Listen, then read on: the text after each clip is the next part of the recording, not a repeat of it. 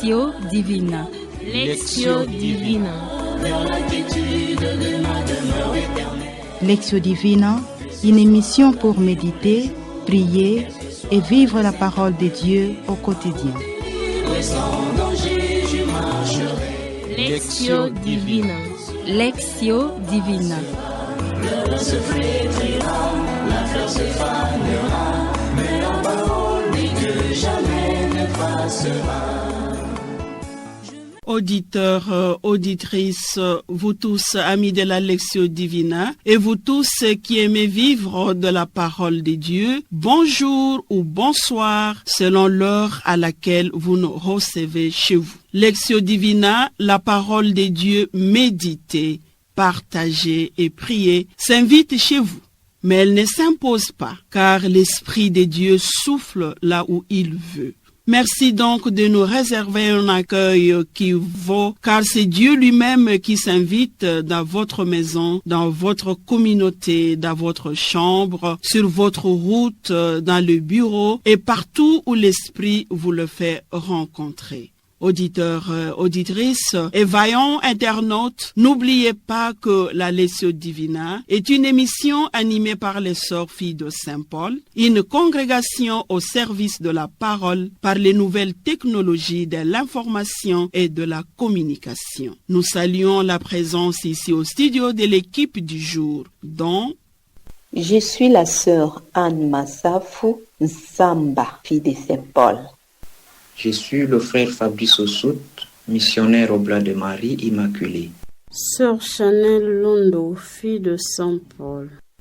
Auditeurs, auditrices, amis de la parole de Dieu, nous sommes encore au temps festif de Noël, dont l'année liturgique c'est, et précisément la fête de la manifestation de Dieu, l'épiphanie de notre Seigneur Jésus-Christ. Tous ensemble, la cour céleste, les rois mages et nous ici-bas, nous nous réjouissons dans le Seigneur pour célébrer ce jour de fête où Dieu se fait reconnaître à nous dans ce petit enfant de Bethléem. À cet effet, préparons-nous à l'écoute que la liturgie nous présente à l'occasion. C'est l'évangile de Jésus-Christ selon saint Matthieu au chapitre 2 du 1er au 12e verset. Point n'est de vous le rappeler, mais nous le faisons quand même. La parole de Dieu mérite tout notre respect. Si possible, une nappe sur la petite table au centre, une bougie allumée, la croix du Seigneur à côté, la Bible ouverte, la famille ou la communauté avec les mêmes Bibles, si possible, pour avoir les mêmes textes, le silence au bureau, dans les véhicules et partout où la parole de Dieu s'invite. Et c'est parti. Nous et vous sommes prêts. Mais accueillons d'abord le don de l'Esprit pour nous disposer à pénétrer les réalités d'en haut. La régie, s'il vous plaît.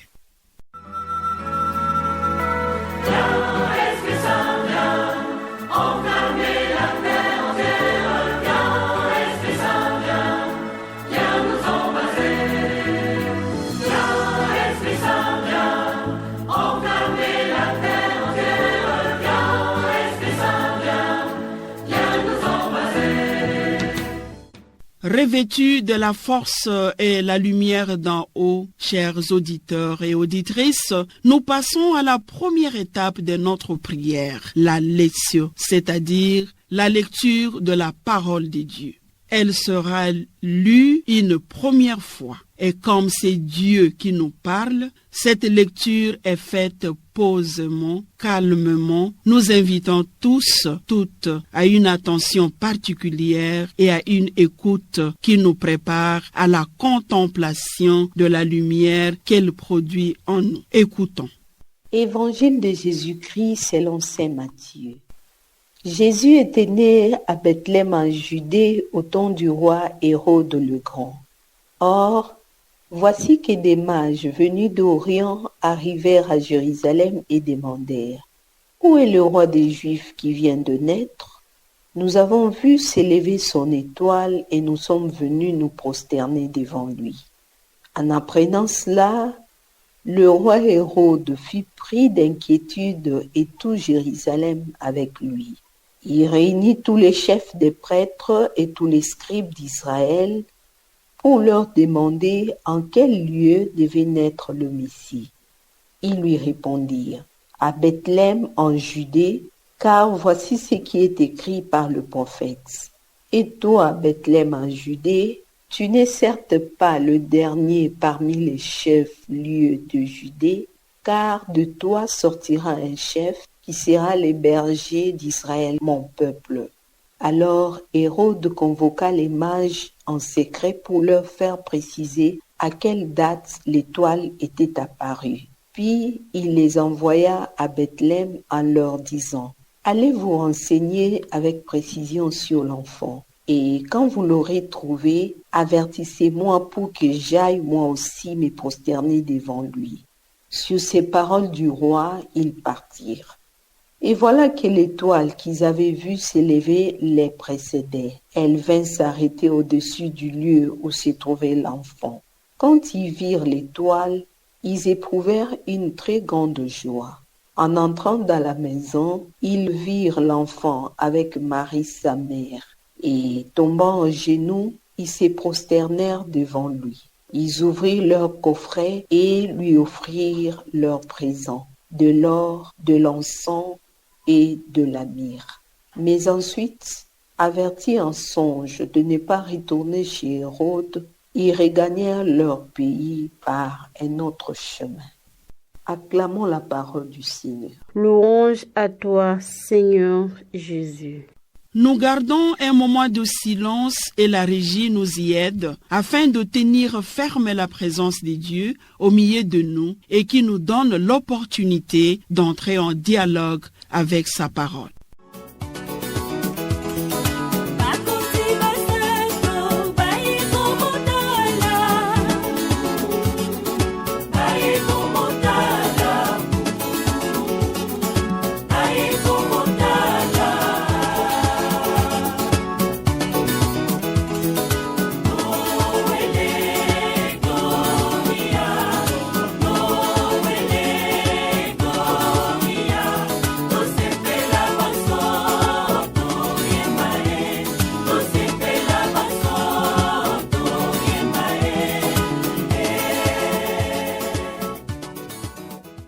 Auditeurs et auditrices, et vous tous amis de la Lectio Divina, après ce moment de recueillement, chacun de nous ici présent au studio, et vous aussi, disons à haute voix, et cela à tour de rôle, la parole ou la phrase de l'Évangile qui nous interpelle.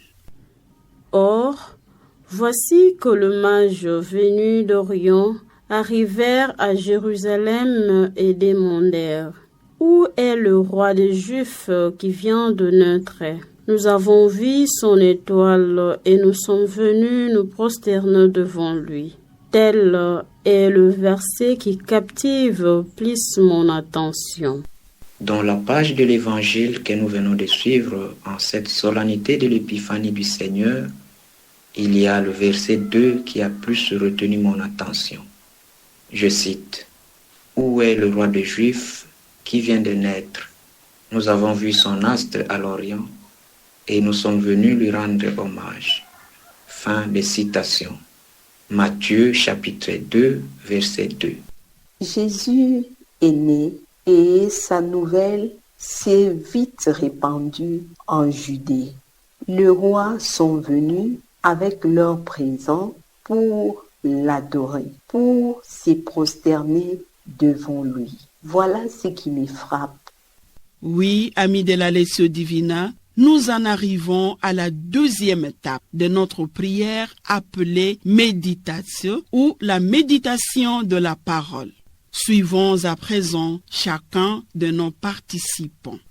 L'épiphanie, la manifestation de Dieu aux nations païennes. C'est une fête de chaque chrétien, oui, mais c'est une fête de partage et de la visite. Après la visite de l'Emmanuel, le roi mage change le chemin. Il refuse à passer par Hérode, mais se décide à prendre une autre direction. Parce qu'ils avaient compris les intentions mauvaises qui rongeaient le cœur d'Hérode. Car ce dernier était jaloux de l'enfant et avait peur de perdre sa royauté. C'est pour moi une invitation à quitter le chemin qui mène à la perdition pour me mettre sur celui de la lumière qu'apporte Jésus. Mais parfois, j'agis comme Hérode, en cherchant à découvrir la lumière des autres pour que la mienne brille, en écrasant les autres pour que je règne, en vivant dans une jalousie extrême. Même dans notre société actuelle, nous vivons des réalités pareilles. Ceux qui ont le pouvoir en tout niveau cherchent à éliminer le plus petit, cherchent à éliminer le plus faible, à dominer ceux qui n'ont pas de parole, ceux qui n'arrivent pas à s'exprimer. Aujourd'hui, cette fête nous invite à l'humilité, à la simplicité ainsi qu'au partage. Celui-ci actuellement pose un grand problème. Mais parfois nous ne comprenons pas dans notre société actuelle qui est pauvre et qui n'est pas.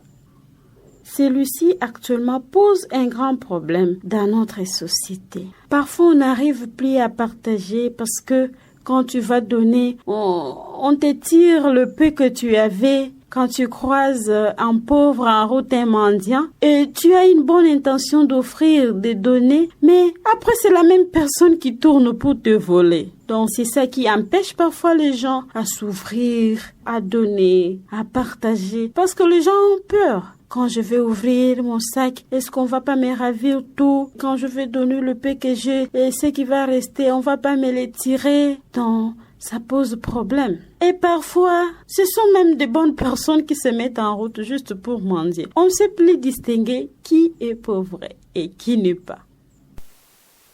L'épiphanie, cette manifestation du Christ au monde, comporte des aspects multiples. Aussi, l'Église s'attache-t-elle à célébrer au temps de Noël une série d'événements, lesquels événements qui ont révélé progressivement en Jésus le Fils de Dieu fait homme. Ainsi, l'apparition d'une étoile qui accompagne la naissance d'un héros apparaît comme ce signe qui prouve qu'à plusieurs reprises, Dieu s'est révélé et continue à se révéler en nous à travers des événements de la création. Comme les rois mages, nous sommes invités, nous aussi, à être attentifs aux éléments et événements de la création. Savoir lire les signes du temps, car c'est à travers ces signes, à travers ces éléments et événements de la création, à travers nos frères et sœurs, que le Christ se manifeste en nous aujourd'hui. Jésus est né et sa nouvelle s'est vite répandue en Judée. Les rois sont venus avec leurs présents pour l'adorer, pour se prosterner devant lui. Malgré la pauvreté de cet endroit, les mages ont reçu la nouvelle et sont venus de loin pour se prosterner. La première des choses, c'est prosterner. Reconnaître Jésus comme mon roi, reconnaître Jésus comme le Dieu au-dessus de tout, reconnaître Jésus comme le Fils de Dieu envoyé par le Père.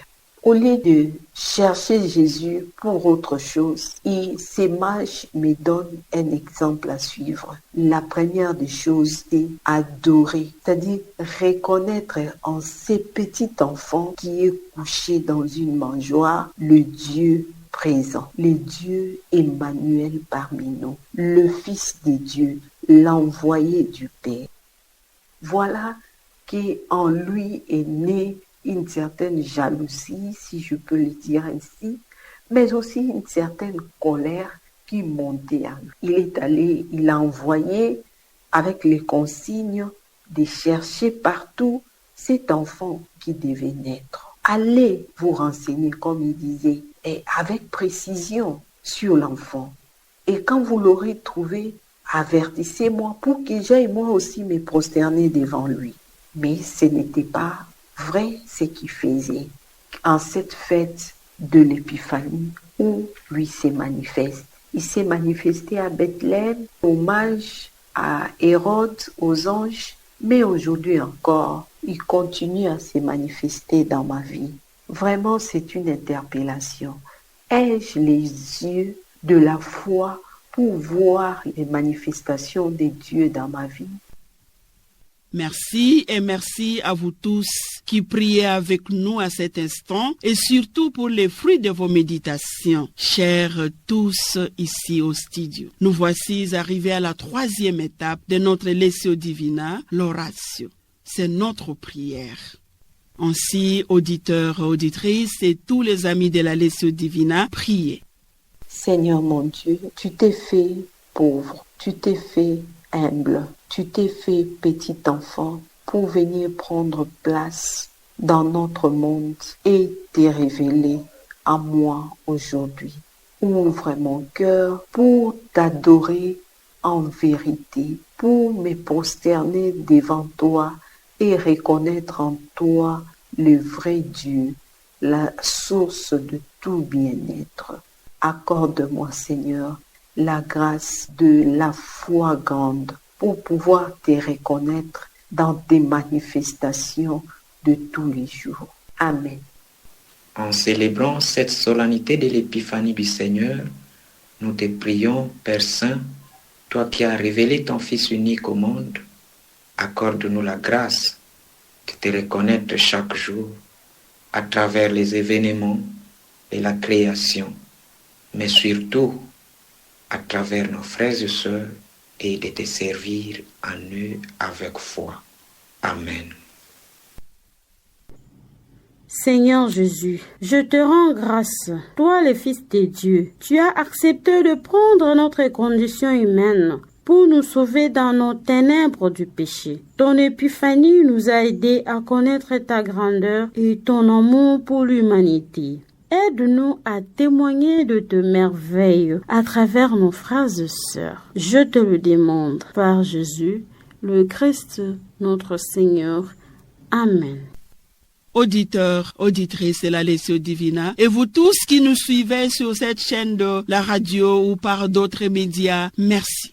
Merci d'avoir médité, d'avoir prié et d'avoir partagé avec nous la parole de Dieu qui nous prépare à bien vivre la fête de l'Épiphanie de notre Seigneur Jésus-Christ. N'oublions pas de nous laisser guider par l'étoile comme le roi mage et de nous réjouir en faisant un très bon accueil à l'enfant Jésus. N'oubliez pas de nous prosterner devant lui et d'ouvrir nos coffrets et venir en aide aux nécessiteux autour de nous. Ainsi, l'enfant de Bethléem sera adoré, aimé et accueilli dans tant de personnes qui nous entourent et qui ont besoin d'un peu d'amour de notre part. Merci à tous les participants à cette émission. Prise de son, sœur Chanel Londo, au micro, sœur Christiane Marie-Josée, toute fille de Saint-Paul, et très bonne fête de l'Épiphanie du Seigneur. À bientôt. Au revoir. La parole de Dieu est une lampe à mes pieds.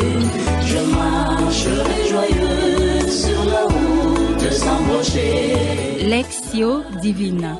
Lectio Divina. Vers la quiétude de ma demeure éternelle. Lectio Divina, une émission pour méditer, prier et vivre la parole de Dieu au quotidien. Et sans danger, je marcherai. Lectio Divina. Lectio Divina. Le se flétrira, la fleur se fanera, mais la parole dit que jamais ne passera.